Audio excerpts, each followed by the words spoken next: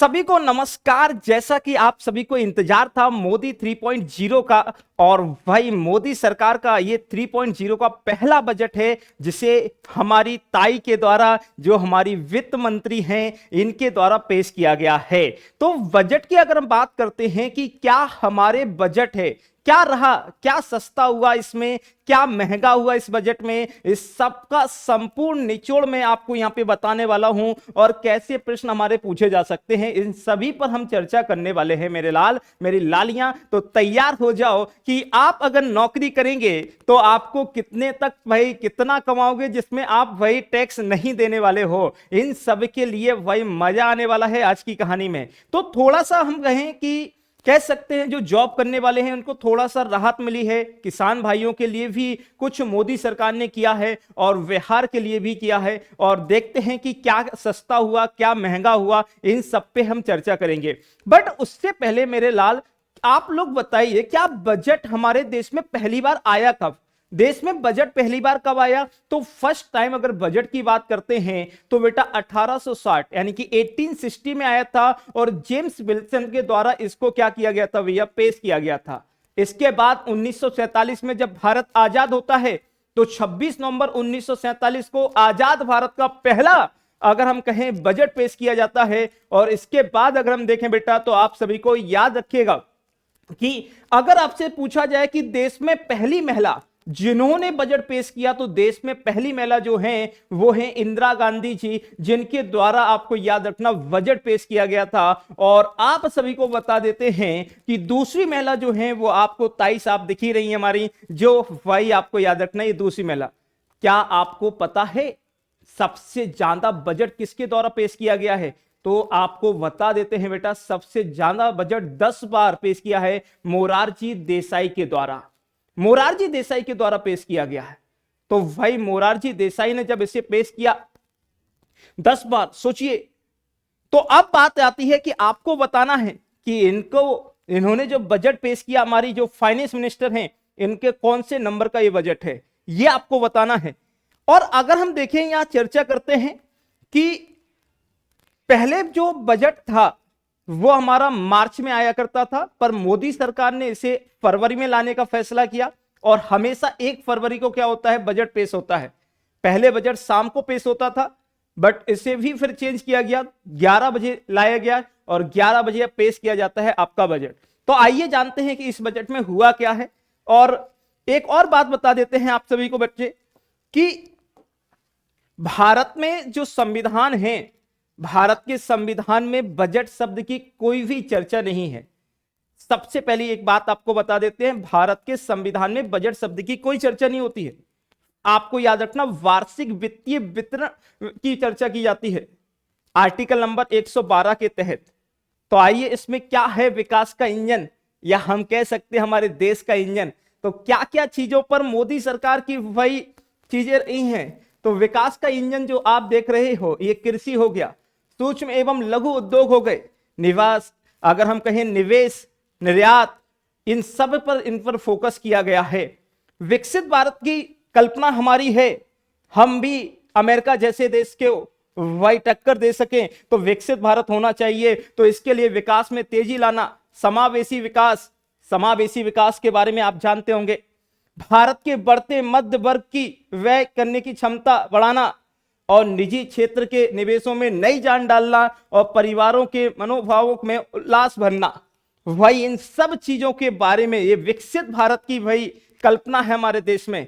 तो आइए इस कल्पना को हम स्वीकार करेंगे।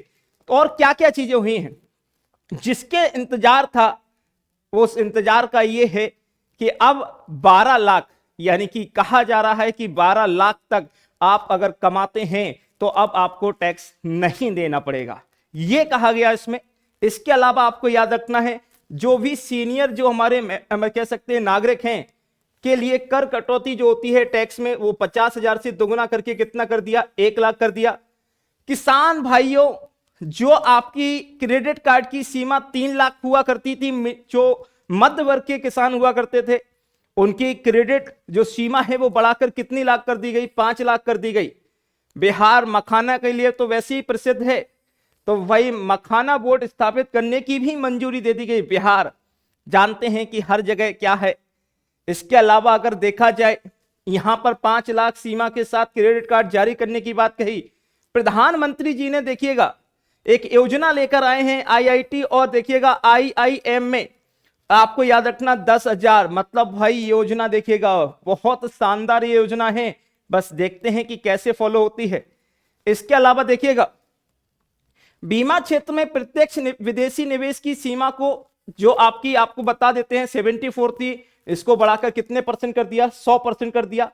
साथ में आपको याद रखना जो लेदर है और हस्तशिल्प, मतलब हाथों से बनाए जाने वाले हैं, जिन पर जो आपका कह सकते थे कि टैक्स लगा करता है, उसको भी थोड़ा सा ड्यूटी फ्री कर दिया गया है। जीवन रक्षक, कैंसर जैसी दवाइयां हैं, जीवन रक्षक दवाइयां हैं, वो 36 दवाइयां सस्ती होंगी। स्टाफ देखते हैं, इसके लिए तो आपने अभी देखा ही होगा कि तो भाई इसके लिए 10,000 करोड़ के फंड का भी अनाउंसमेंट किया है। इसके अलावा आपको याद रखना है एमएसएमई के लिए लोन की राशि बढ़ाकर कितनी कर दी गई, 10 करोड़ कर दी गई। खिलौना, देश में आज खिलौने के लिए बात हो रही है। जो छोटा बच्चा होता है कहता है कि हमको खिलौना चाहिए, खिलौने के लिए एक राष्ट्रीय योजना बनाई जाएगी, इस बात को भी कहा गया है। और आपको बता देते हैं कि प्रधानमंत्री ने किसान योजनाओं, किसानों के लिए एक और योजना दी है जिसका नाम है धन अन्न, और भाई 100 जिलों को चिन्हित किया जाएगा और उनको भाई याद रखना है, उन किसानों के साथ प्रधानमंत्री जी अपनी योजना शुरू करने वाले हैं।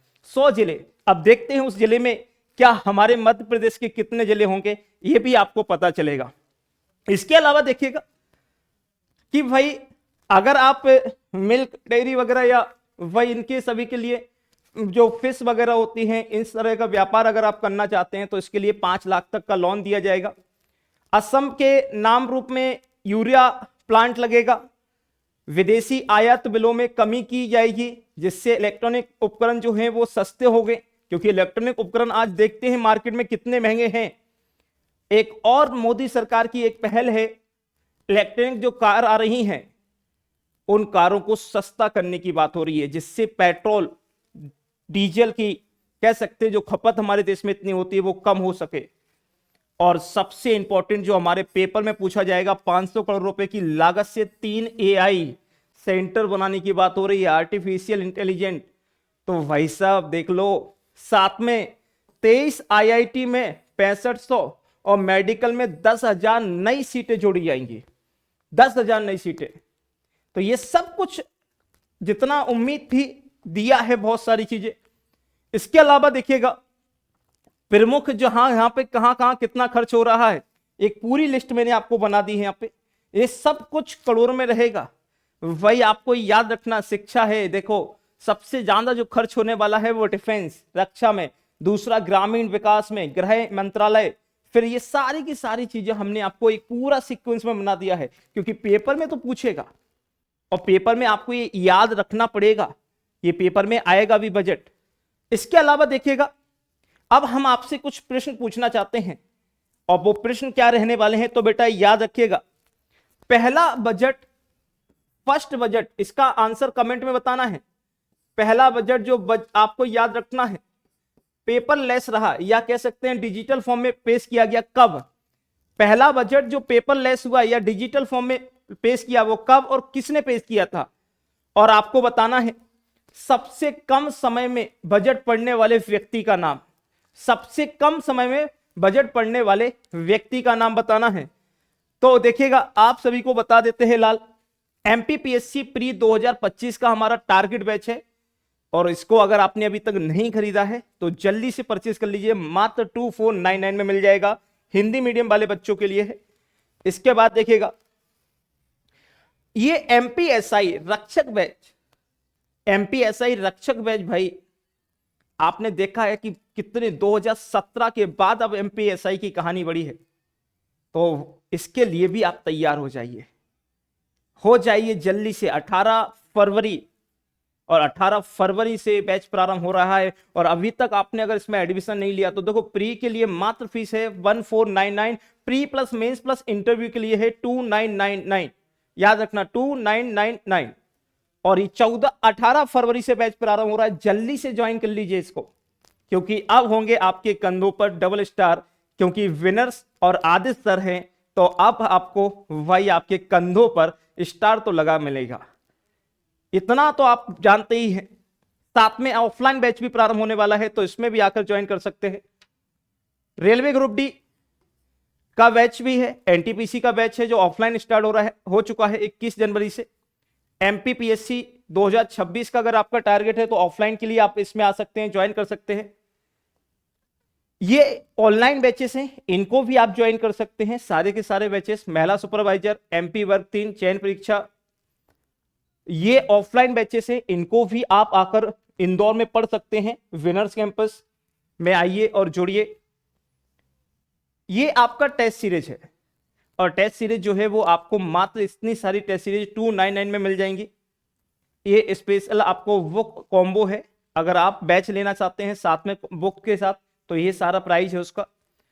तो अगर आपको बुक लेनी है तो पब्लिकेशन ऐप पर, अगर वही बैच लेना है तो इस वाले ऐप को डाउनलोड करें। हेल्पलाइन नंबर है 9009335533। तो कैसा रहा आपका सेशन, कैसा लगा आपको बजट, आप जरूर बताइएगा। साथ में आपको बताना है कि पहल ऐसा कौन से मंत्री हैं, वित्त मंत्री, जिन्होंने बजट जो पेश किया था वो पेपरलेस था, डिजिटल बजट पेश किया था, ये भी आप लोग कमेंट में बताएंगे। तो I thank you, bye bye.